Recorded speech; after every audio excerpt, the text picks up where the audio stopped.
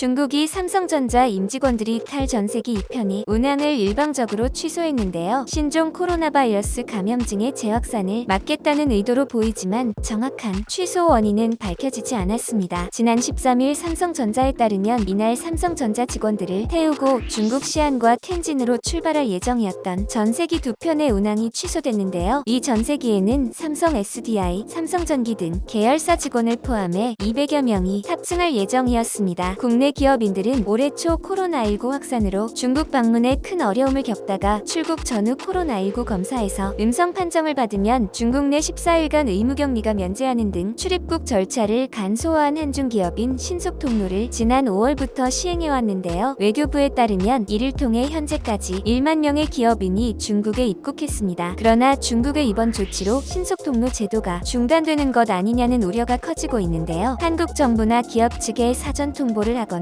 협조 요청도 하지 않은 채 전세기 운항을 일방적으로 불허했기 때문입니다. 삼성전자는 자가격리 기간을 감수하고서라도 일반 비행기로 직원들을 중국 현지 사업장에 보내야 하는지 여부를 검토하고 있는 것으로 알려졌습니다. 다만 중국이 구체적으로 왜 이 같은 조치를 취했는지는 파악하지 못했는데요. 삼성 전세기 운항 불허 조치가 중국 정부의 공식 입장인지 스촨성의 자체 조치인지에 대해 사실관계를 확인하고 있다는 말만 반복할 뿐이었습니다. 상황이 이런데도 외교부는 중국에 항의 서한을 보내거나 유감을 표하지는 않았는데요. 외교부 당국자는 지난 12일 오후 정례 브리핑에서 최근 중국 내 해외 유입 확진자가 증가하면서 중국이 중국행 모든 입국자에 대해서 검역 강화 조치를 시행하고 있다며 이러한 조치로 인해서 전세기 승인 등 중국 입국을 위한 일부 절차가 강화될 수 있을 것으로 보인다고 말했고, 이어 이러한 조치들이 한중 신속 입국 조치에 대한 완전한 폐지인 것으로 보이지는 않는다며 우리 정부는 중국의 강화된 입국 검역 강화로 인해서 우리 기업인들의 불편이 최소화될 수 있도록 앞으로도 지속 협의하고 노력해 나갈 예정이라고 덧붙였습니다.